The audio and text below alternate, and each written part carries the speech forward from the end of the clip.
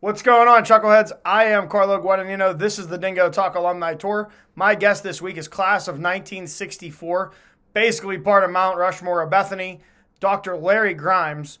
Larry's going to tell us everything from his time coming to Bethany here in 1960 and everything of the 50 some years that he spent here at Bethany in different facets of his career and maybe a little bit of what he's doing now out there in Colorado. But without further ado, Dr. Larry Grimes.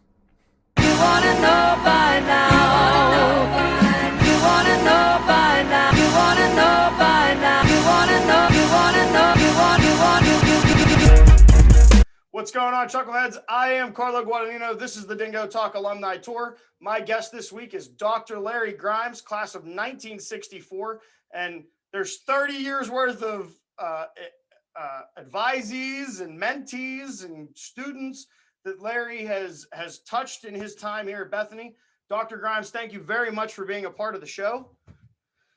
My pleasure. We are going to do this. I can't give you the Turner's Tea because you're out there in Colorado. We won't give the location because we don't want anybody just surprising you and knocking on the door. But we're going to do this the way we do every week. Dr. Grimes is going to tell us about how he ended up here at Bethany, what his experience was as a student, and then we'll take a break. We'll come back and we'll talk about everything since that point.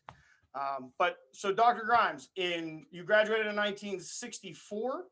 Yes. So in 1960, you arrived here in Bethany. That's correct. And how did you find Bethany? Well, let me start by saying where I came from in order to know how I got to. I grew up on a farm in rural Indiana. And in my high school years, a new minister came to town. He was literally fresh out of Bethany. He had graduated the year before. He had been president of the student body, and he was attending seminary in Indianapolis, and they sent him out to my little church to be our pastor while he was in seminary. And he became my second father. He became my mentor, and he was just a delightful guy. He's the first person to take me to Colorado. We went to a big church meeting out in Denver when I was a junior. But he was a strong influence on my life. And I would say until my junior year, if you'd asked me what I was going to do and where I was going to go to college, the answer would be, I'm going to go to Purdue University, and I'm going to major in animal science. And I'm going to go there on something that'd be pretty weird for most people, on a livestock judging scholarship. I was darn good at judging livestock on the hook, good enough to get a scholarship to Purdue. But the influence of this guy on me was spectacular. He opened up to me the world of theater. He became a director at one of the TV studios in Indianapolis, and was a media guy all of his life. He ended his career as a professor of photography and film at Ohio State. Mm-hmm. So he redirected my life. I thought I was going to either be an animal science or a chemical engineer, but Purdue was the track, and he derailed the track. And thank God he did. In my senior year, he drove me out to Bethany. That's not a short drive. No, and in those days, without the interstate, it was like a 10-hour drive. And I spent a weekend there and met students and met faculty, including Dr. Gresham. And I was impressed. I was really impressed by the place. And after that, it was sort of a no-brainer. Okay. I knew what it did for him.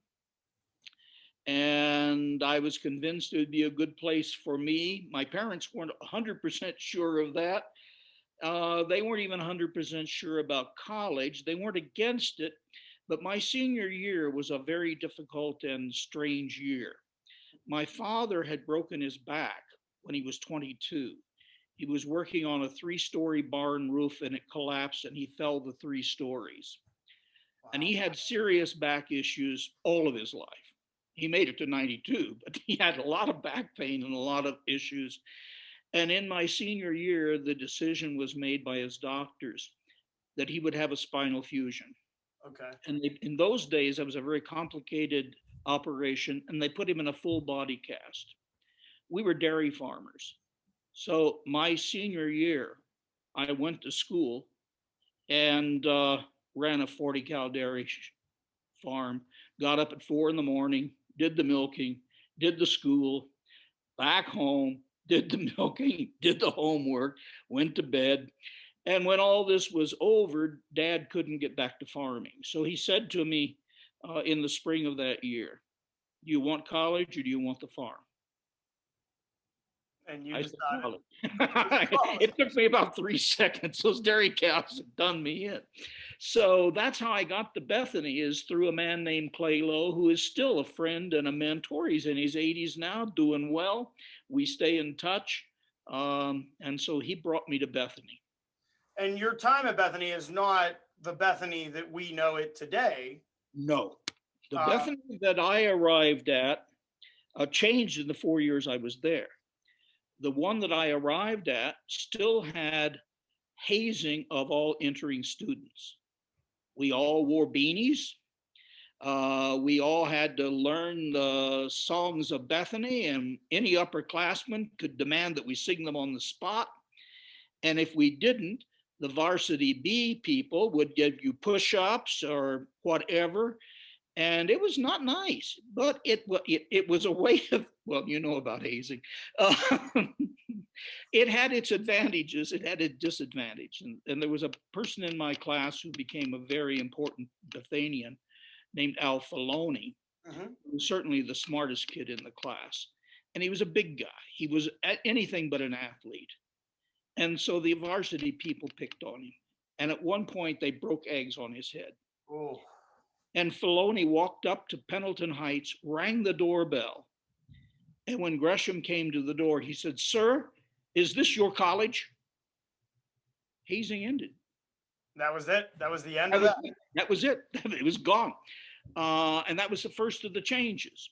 When I arrived, we had convocation every Thursday and chapel every Tuesday. Attendance was taken. It was required of all first-year students, and you had your assigned seat, and it got pretty bad bringing in preachers every Tuesday. They got to the bottom of the barrel by March. But anyway, by the time I left, chapel was gone. Convocation was still there, but it was not every week. And then there were real changes in dorm life for women during the time that I was there. When I got there, all first-year women lived in Phillips Hall, and they had a house mother. Miss Nick. Yes. Yes. No, she was not the house. No, so the house mother. My wife's not around. She could tell me the name. It was an elderly woman, and she took her job seriously. But freshman women had to sign in and out of the dorm every time if they went to the library, they had to sign out. When they came back, they had to sign in. They had curfews that were strictly observed. Guys were only allowed in Phillips Hall Lounge, feet on the floor at all times. It was a different world. By the time I left, again, most of that was gone. But it was different when I got there. It changed a lot over the 4 years I was there. And so you bring up Dr. Gresham. What was it like interacting with him on a day-to-day basis? Because I've heard many stories, and none of them are negative. Everybody that you talk to, he was very willing to speak to you. There was a rule. There were rules, and we're going to follow them. And if you don't like it, there's the door. Well, that was more Dr. Kirkpatrick than it was Dr. Gresham about if you don't follow the rules, you're out the door. When Kirkpatrick was dean of students, Gresham was very friendly. He called people by names always, not often the right name, but he called you by a name. He would stroll down from the heights along that big path, and he would see you in the morning, and he would, "Good morning, Carlo." Or George, or whatever came to his mind. Whatever name popped into his head at that time. Yeah. He was a marvelous storyteller. I always said that the guy could read a McDonald's menu and you would convince that you've been to a philosophy class. He was a nice guy. He had his problems. I had problems with him in my senior year. It was a very rough senior year on campus. This is 63, 64. When Kennedy was assassinated, Mm-hmm.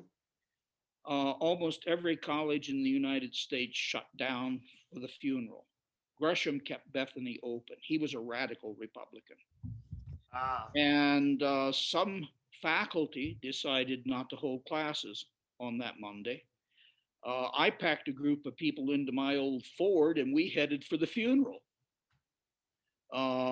And Gresham was not kind to the faculty that canceled their classes. The ones that didn't have tenure and were up for tenure or for contract renewal didn't get it. Wow. And that provoked a little student rebellion.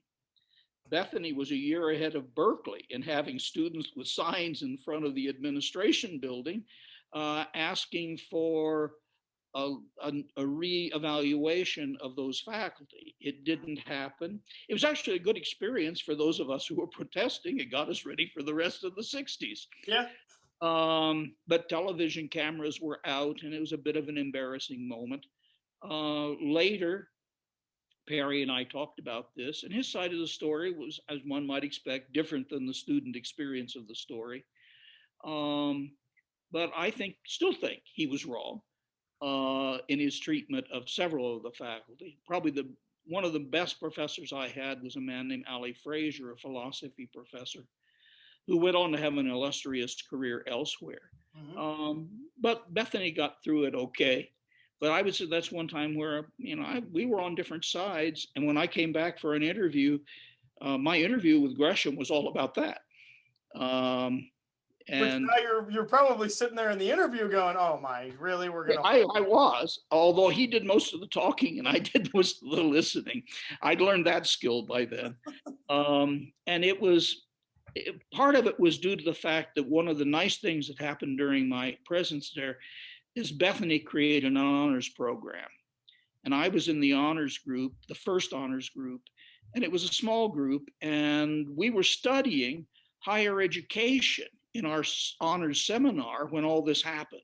So we had lots of questions, to which we didn't get good answers. But I also have been administrator long enough to know that there are times you don't give answers.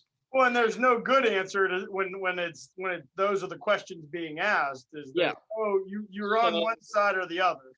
Yeah, but it was an interesting experience and one that is quite memorable as I look back. My education at Bethany was superior. Well, and that's something I wanted to touch on. So what was the academic standard at that time? Well, the curriculum was different. We had a classical curriculum at that time. It was, you had to take this, and this kind of thing. And I think it helped give me a well-rounded education that I appreciate. One of the courses we had to take was a 2-semester course in fine arts. I mean, in my travels around the world, that has been one of the most useful things I had. This kid from Indiana suddenly learned about painting, music, and I could have access to that the rest of my life, thanks to a man named George Hopfure. The faculty was stellar. My teachers were, as I said, this man, Ali Frazier, Helen Louise McGuffey, a man named Robert Sykes, Nurse Sykes' husband, John Taylor, Osborne Booth. I mean, they're really a wonderful group of faculty members. And they were fresh, several of them sort of fresh from their degrees. McGuffey had her degree from Columbia only about maybe 3 or 4 years. And Sykes completed his degree at Penn while I was there. So the ideas were fresh and they held you accountable. I remember once being called in by McGuffey and I learned something important from her that I used later as a teacher. She called me in and said, "We got to talk about your paper." And I looked at her and I didn't know. She said, and she just started asking me questions after questions. And when we finished, she said, "Well, you did write it, didn't you?" And she taught me that what you do if you've got a problem with plagiarism and you think the person probably doesn't know a darn thing about the subject, they just grabbed a paper, ask them a lot of questions. If they know a lot of answers, they wrote it. They wrote it. If they don't know the answers, then that's the end of the story right there. Well, and I believe, and we will get into this story later on in your advisee time and whatnot. I think there's a funny Alpha Sig story where you're a professor, advisor, yeah. and your own paper comes across your desk. That's right. It happened. So, you were we were a part of the same fraternity. You're an Alpha Sigma Phi. Yeah. Was that always a thought for you coming from Indiana? Were you going to join Greek, I didn't know much about Greek when I got there, but what I did feel when I got there was that, the center of life in many ways at Bethany at that time was Greek life. Mm-hmm. And you want to participate, at least I did. And so it made sense to look at the Greek system. And so I went through Rush and all that. In those days, Rush was in the fall. And it was an interesting experience. I mentioned to you guys, I got blackballed by KA. Best thing that ever happened to me at Bethany? No, not the best thing. I'll tell you about the best thing in a minute. But my roommate had gone Alpha Sig. And so he's a good roommate, still a good friend. And so their Alpha Sigs at that time were in trouble. There were only about 8 or 10 of them. Sounds familiar. Yeah, they took a pledge class of 12. My pledge class. Of that pledge class of 12, I can quickly count 6 that are either PhDs or MDs. It was an exciting pledge class. Good guys from all over the place. And my Alpha Sig experience was a wonderful experience. I was, most of the time I was there, I was the scholarship chairman. And the first thing my roommate and I did as scholarship chairman is we took the house files and burned them. And our GPA went up in a hurry. Yeah. People had to actually do stuff. And so it was a wonderful, wonderful experience at Alpha Sigma Phi. And Alpha Sigs have stayed with me to the present, as you know, from a weekend ago. Well, and you got the opportunity to live up in Point Breeze. Yes. What was Point Breeze like at that point? Because I've been in there. I've seen the beautiful, you have the beautiful fireplaces and the beautiful oak railings that are just, you can see that it was probably a magnificent building. It was. When I got there, it was a mansion. And we were pretty good about keeping it a mansion. Every weekend, the pledges got the first assignment, but people would help them. We polished the wood all over the place. First floor and second floor landing, and it was spick and span. We held dances there. They were formal. I brought a tuxedo with me and used it fairly often. I was also in the chorus, so that was another reason to use the tuxedo. But the house was an elegant place, and I will now digress to the most important thing that happened to me at Bethany. Alpha Sigs had what we called freshman girl parties every September. And we would invite in smaller groups all the women in the freshman class. We would pick them up at Phillips Hall, bring them out. We'd have an evening of punch and cookies and conversation and get to know the girls.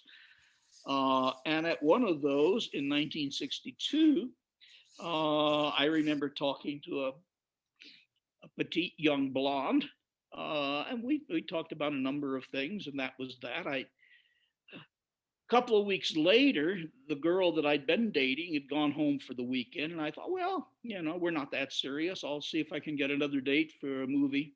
And so I called this girl. Her name was Carol June Decker.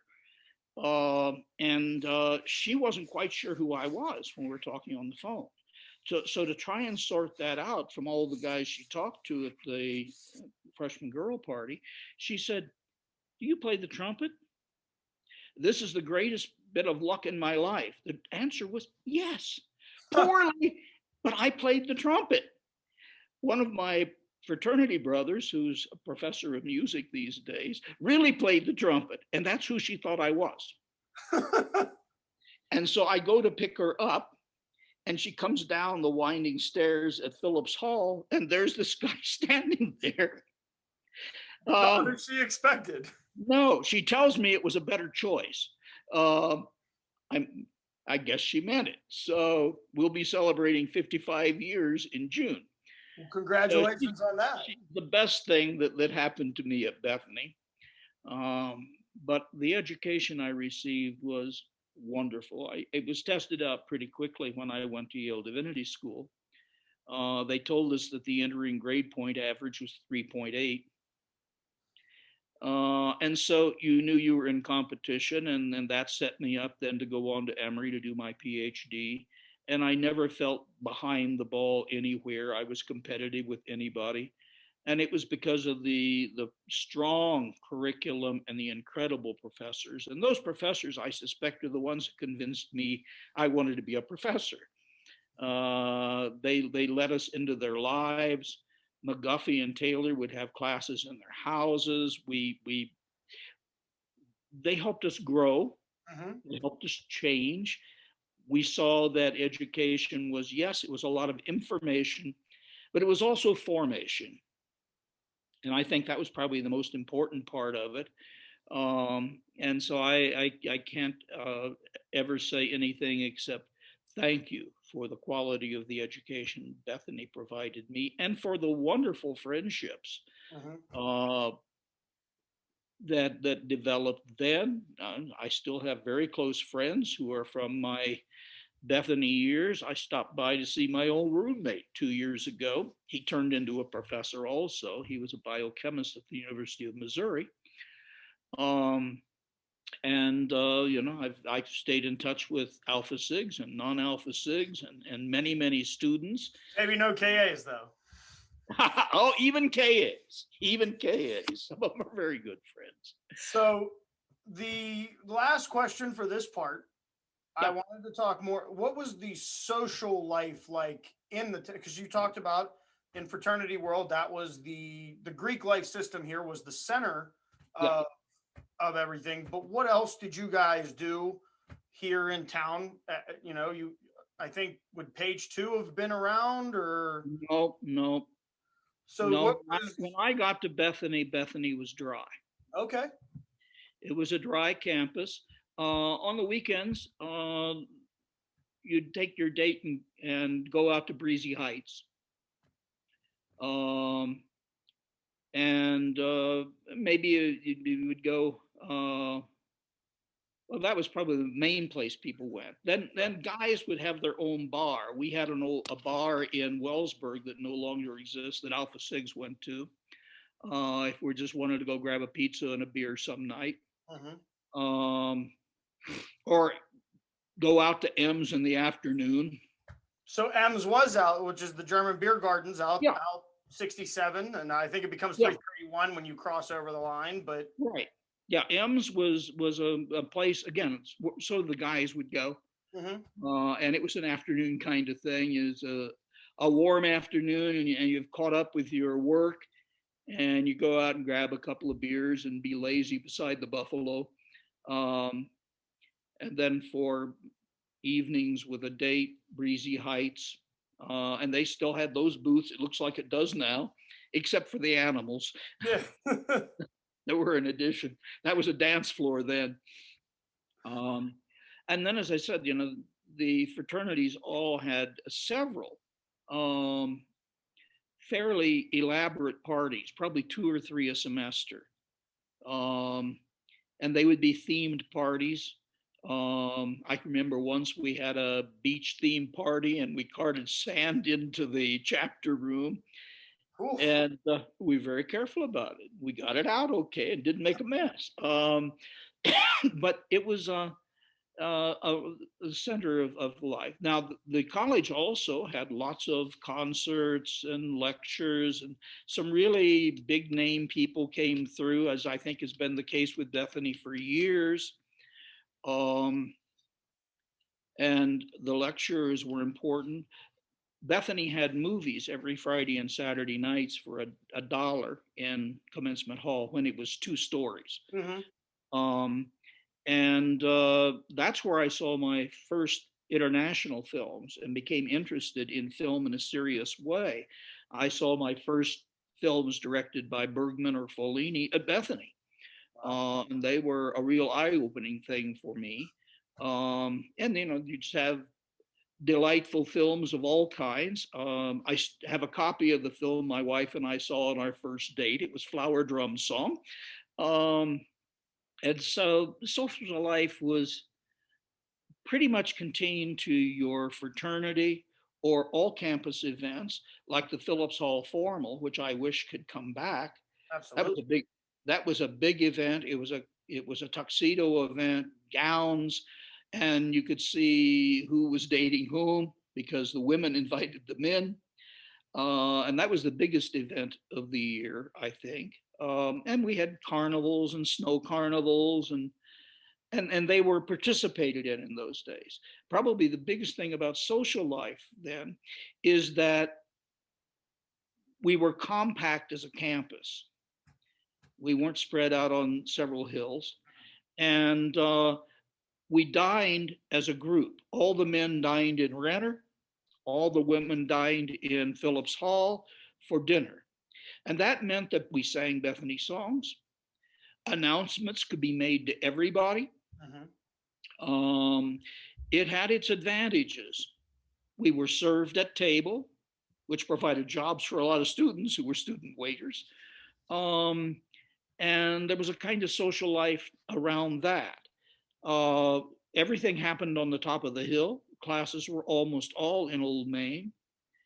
We had an active music program, an active theater program. I'm Alpha Psi Omega.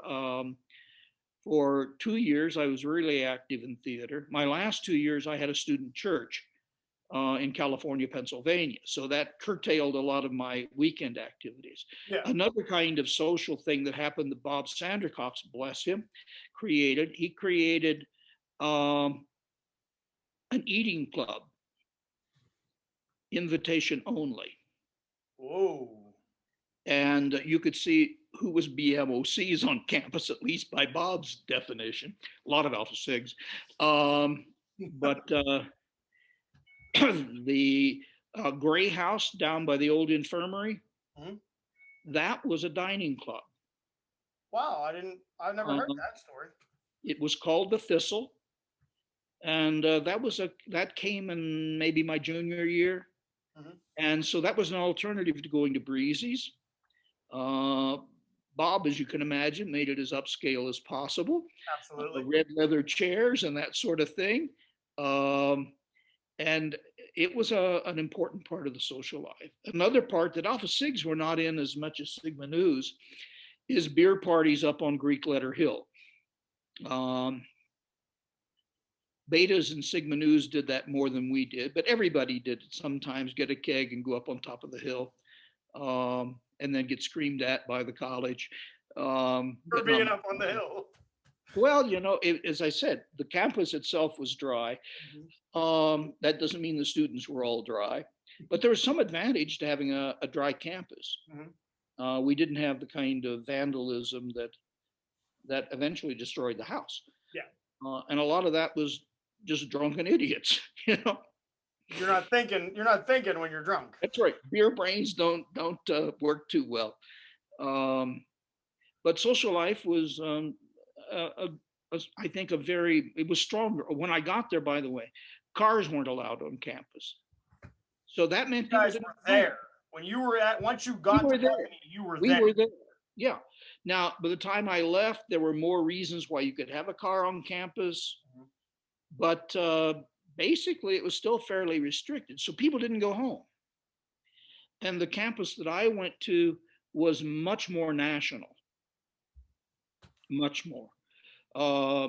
In my class at Alpha Sig, my roommate was from McMecken. Another kid was from Wellsburg. Everybody else was from Hawaii or California or New Jersey or New York or, A lot of people coming together from different walks. A lot more diverse than it has become. So we've come to that point. This is where we're going to end part one. I'm going to send it to another fraternity brother of ours, Kieran KJ Dunn with Maple Shade Outdoors. If you haven't yet, get on Instagram. It's maple_shade.outdoors. Or you can hop over to YouTube after you're done watching this show. Click the subscribe button on our channel. Go over to Maple Shade Outdoors and give them a watch. They do a lot of outdoors, a lot of hunting, fishing, and just the general how to set up a tree stand and etc. But this is the Dingo Talk Alumni Tour. I am Carlo Guadagnino with class of 1964, Dr. Larry Grimes, and we will be right back. What's going on, everybody? This is Kieran Dunn, founder of Maple Shade Outdoors. You're currently watching Dingo Talk with my man Carlo.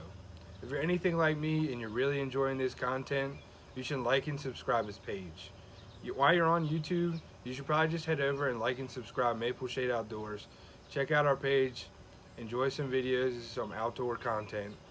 You might as well hop on Instagram, Facebook, follow us, Maple Shade Outdoors. Now that's enough about me. I'm trying to get back and watch the rest of Dingo Talk, so I'll talk to y'all later.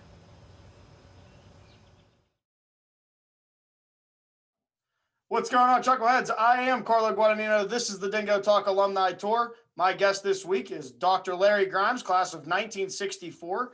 We left off with the social life and the fact that for many people out there, it's going to be shocking. You didn't have cars on campus and people stayed here on the weekends. And when you got to Bethany, you were here. Here's the thing that connects all of us. Doesn't matter if you were in the first class of Bethany or if you're in the class of 2021 that's coming up. Comprehensive exams. So what was your comprehensive exam like? Was it still the week of studying and then the week of testing? Yes, there was still the week of studying and then the days of the testing. That part I don't think has changed in a long, long time. Mm-hmm. As I think Professor Capel noted, the way people respond after exam has changed. In my time, it was even different from Professor Capel's. We not only didn't know at the end of the comp what had happened, they would meet and then they would send letters to the post office. So it wasn't just bringing the letter to you. This got officially mailed out. Mailed to your post office box, and you would wait. You'd see people standing in the post office. At that time, the post office was where the Bison Inn is. Okay. And you'd go to the post office and you'd wait and your hand would be sweaty and you'd open the box and there's nothing there yet. But yeah, I remember comps well. I even remember some questions. So what was comps like for you on the test side? Well, it's almost as though they wrote the questions for me. I found them delightful, had fun writing them, and felt pretty good when I left. And then the oral is what I remember better. I remember one comparison test on the actual essays, and I had two books lined up that were just perfect for it. To Kill a Mockingbird and Intruder in the Dust were in my head, so I could do those well. On the oral, I remember Professor Taylor getting me to talk about Soren Kierkegaard, the philosopher, and William Shakespeare. And it was a very interesting conversation. And I remember the young member of the department at that time wanted me to talk about Faulkner's newest novel called The Fable. And I said, I haven't read it. And he pursued to ask me questions about it until McGuffey basically said, shut the hell up. And much more polite than that, but he did. But that was the gist of what she was saying. Yes, but it was a memorable experience. I felt good when I left orals too. So I was anxious going to the post office because I thought I had distinction. And I don't know what's worse, whether you think you're failing or you think you have distinction. If you're in the middle, you don't care. No, you're just done. Yeah, but we didn't have celebrations then because you didn't even know when to celebrate. Once they went over to the registrar, you could be pretty sure that at the end of the day, you could find out at the registrar what happened that day. Mm-hmm. or certainly the next morning. But we just didn't know. So, and how long did it normally take between? Was it about a week after everybody had wrapped up, or did they make you guys sweat it out a little bit? By the end of the week, I think everybody knew, or maybe if you had a Friday, Saturday, it might be Monday before you knew, because of the post office. But it was still a long wait. Even it's always a long wait. It's still a long wait now. Even when they tell you, they say go out in the hall. And, the longest 20 minutes of my life, I'll promise you that. Yeah, but it's one of the best things that we do at Bethany. I hope they never do away with them. So now, once comps is done, when did you know that you were going to continue to go on with schooling and education? Was that always? Well, I'd done all the applications. I didn't know at that point. I guess I'm not even sure when I decided where I was going. I'd applied to Chicago and Yale. And at that point, I thought that I was leaning toward Chicago because they had a program in literature and theology. But the chaplain of Bethany College at that time, the minister at the church, a man named Jeff Hamilton, who married my wife and I at the church a couple of years after that, was a very good pastor and friend. And he was a Yale Divinity School graduate. And he convinced me that I should really go and do a regular seminary degree and not go and specialize in theology and literature yet. And he convinced me of that. And so off I went to Yale. And Yale provided me opportunities to take graduate work at the graduate school in English. So it was not a delay, really. It prepared me even better. And it gave me an option later in life. I mean, it set me up to be an ordained minister. And I spent 15 years as pastor of Community Christian Church in Beach Bottom, which not have been possible if I'd made the other choice. And so it was a good decision. But again, it was one of those that was helped along by Bethany mentors. They'd been around forever. One of them, Bob Sandercox, I think, was influencing my life until the day he died. As he did with many. I'm sure he influenced my life at times I didn't even know about it. So that's how I ended up at Yale. And then getting the PhD was the same thing. There was no question that you were going to continue after. Right. I was one of those many, and at Yale Divinity School in my time, and I don't know whether it's that way now or not, I would say that more than half of the entering class did not intend to go straight into the parish. A lot of them intended to get PhDs and go into some kind of academic work. And that was certainly my intention.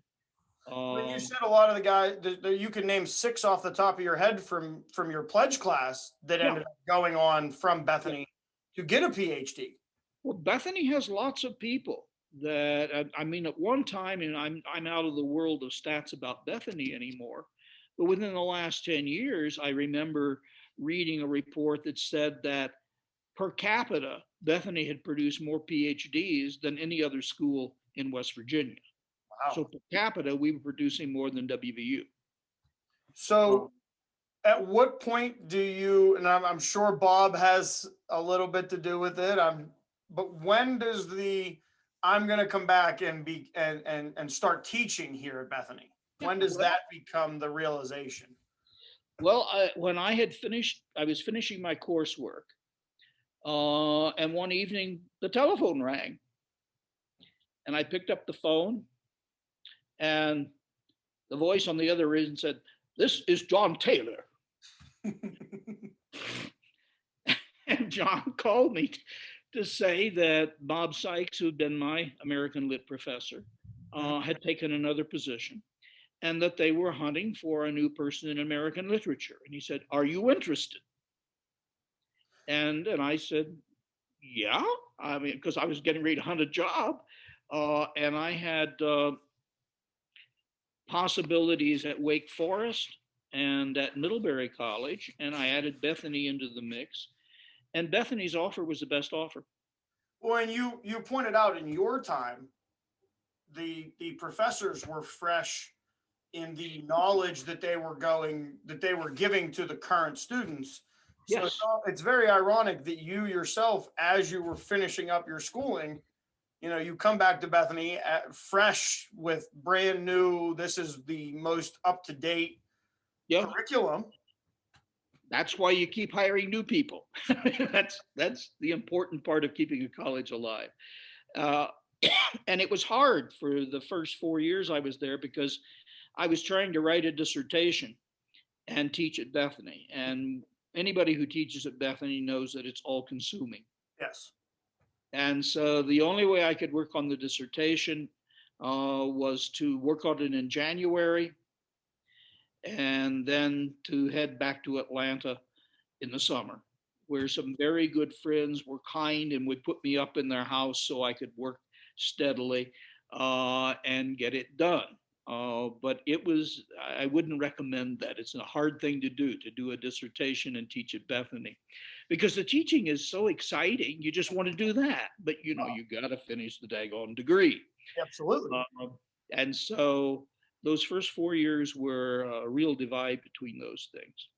So I've had a couple people on that were mentees. They specifically wanted, Jeffrey Seglin is one of them. And he brought up how you taught classes at times on your beautiful back porch and down at your home. And he even stayed with you in your basement. Yep. When did that so you come back to Bethany as a professor, you're keeping that tradition alive of this is our community and the professors and the students are all together. When did that kind of start to change? Because that seems to be a very...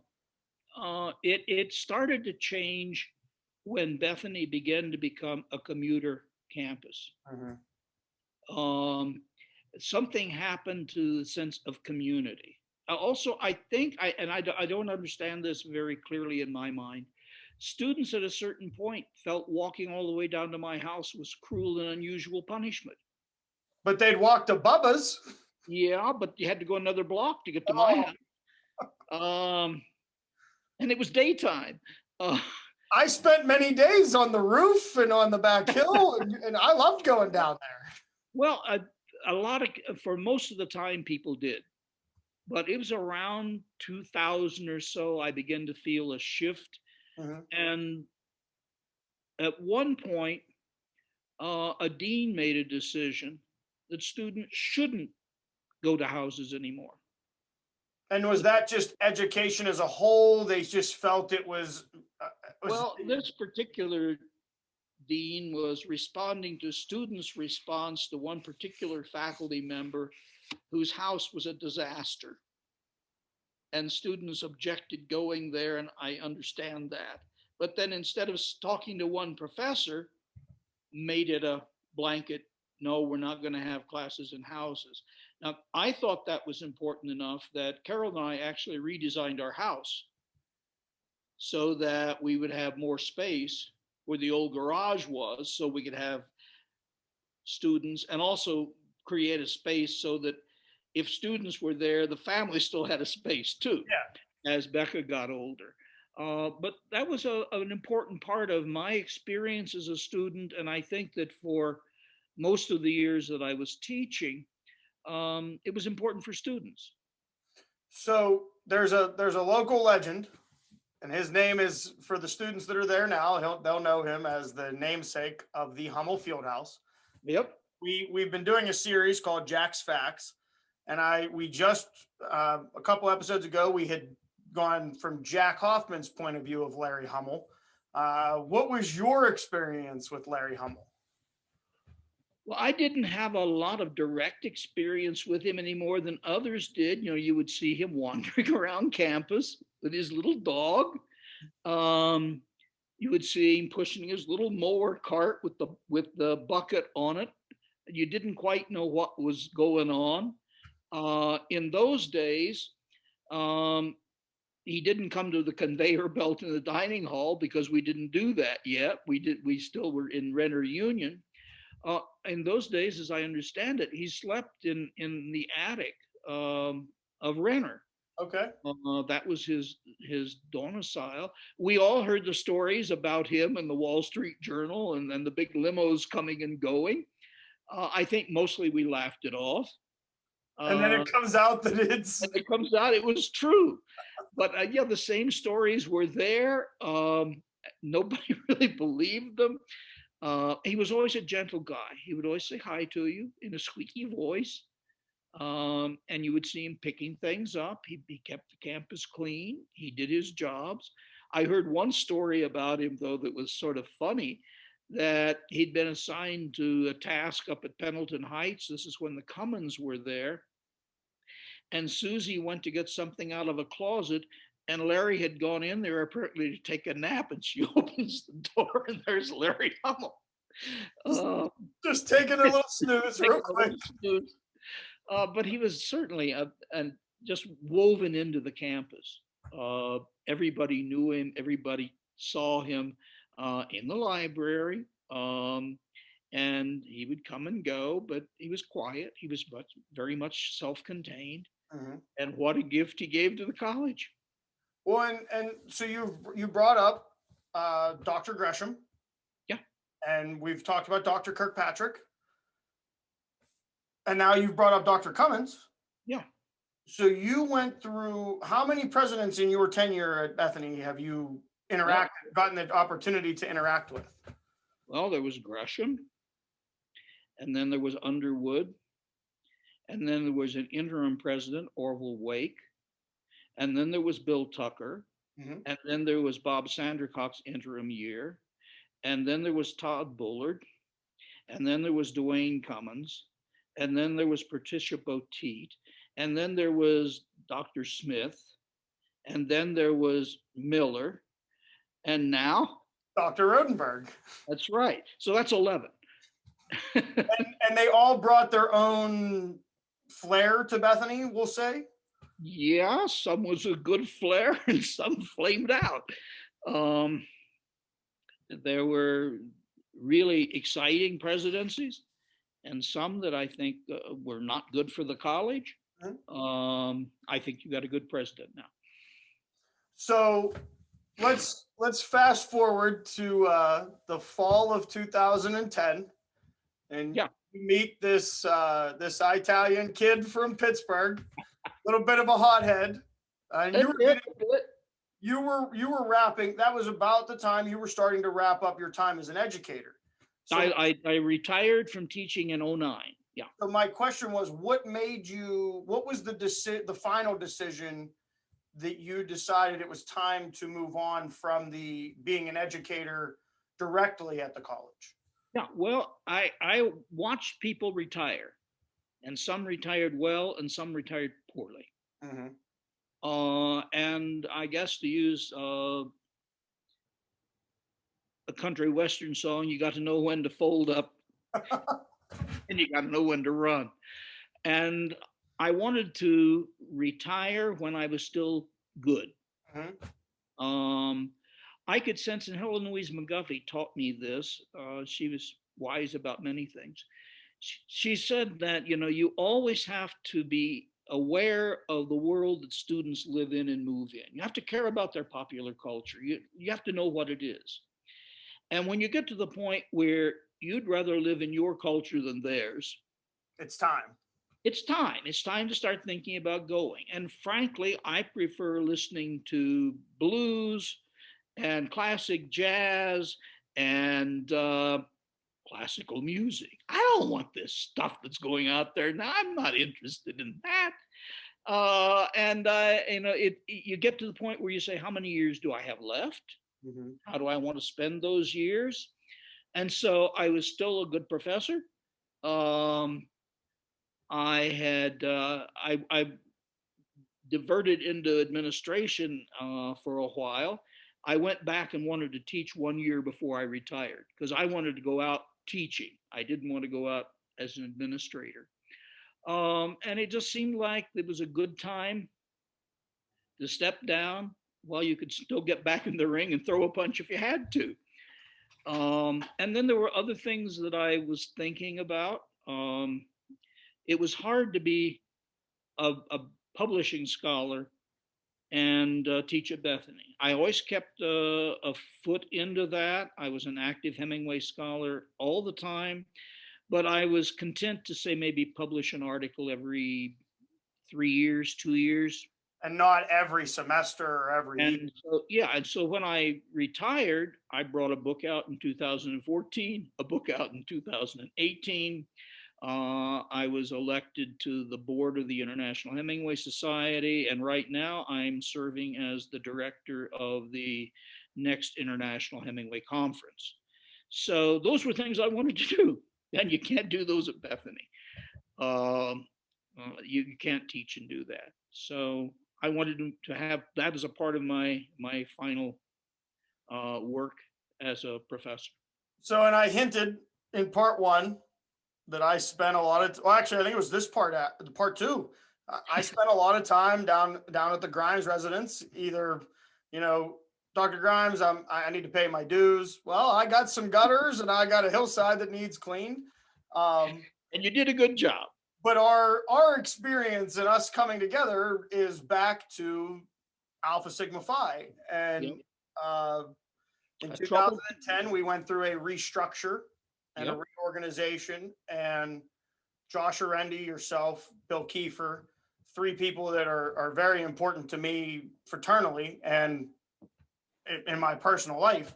And then you and I have my piece de resistance, which is 2016, just trying to graduate. Yeah.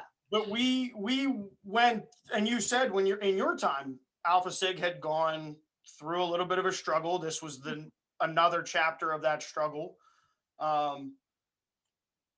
But so we meet each other, and I didn't realize that you weren't teaching anymore, because I remember helping you clean out clean your office out. I remember moving chairs and books and whatnot. But at what point did you, when you got to the administration side, because you came back in 2005, I was named Dean of Arts and Sciences, and I stayed in that role through 2008. Then I went back and taught a year, and then we bought our home out here in 2011, and we would go back and forth when we could. And so I came out here in 2009 after I retired, came out to see my daughter and to do some fly fishing. And I got back, and President Miller said, "You're not retired anymore." He asked me to do church relations, and I established Buffalo Seminary and enjoyed that very much, and did that until 2016, actually till 2017. And I thought that I had retired when in 2016 in October, President Rodenberg called and said, we need a dean. And so I had one more year in administration as vice president and dean of the faculty. And then actually I did retire in 17. My wife said I failed retirement 3 times. And I think she's right. Well, that's Alpha Sigs. We tend to stay around this place. I think so. Well, we love it. I mean, you were wrong about 30 years. If I figure I came to Bethany in 1960 and I left in 1917, that adds up to a little bit more than 30. You spent more time here than I think you spent in Indiana. Oh, I only spent 17 years in Indiana. And I don't go back very often. But no, I really have spent almost 50 years of my life in Bethany. We lived in one house, a house that we moved into that house when we got there. And we left it in 18. I remember strapping everything to the top of the Subaru. Yep, I remember you helping with that. But yeah, we were there from 70 to 18. So that's what, 48 years? Yeah. So the last question that I have for you is, and you've touched on so many things, But if you're talking to a prospective student or their parents or the current student base, why Bethany? Why is Bethany the place to get your education, and what is it about this place that just keeps you coming back and being involved in? Well, to steal a line from Alpha Sigma Phi and degender it, Bethany is a place to better the person.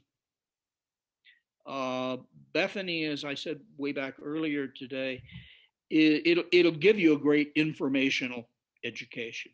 And that's important, except the information is always changing. And Bethany teaches you how to deal with changing information. But it also is engaged, and this is the most important thing, in transformation.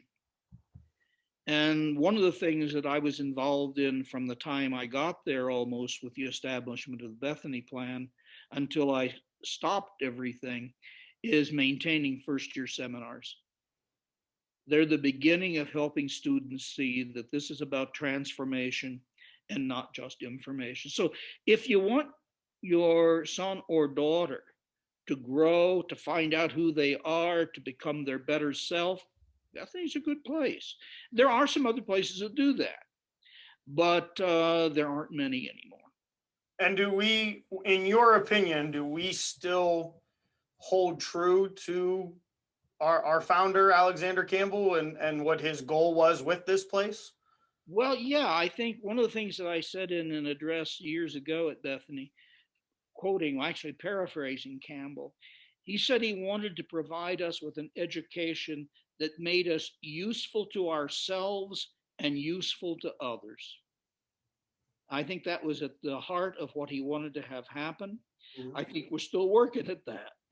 And I don't see anything to say otherwise. I've been talking to my brother, Thad Allen, who has 2 daughters there.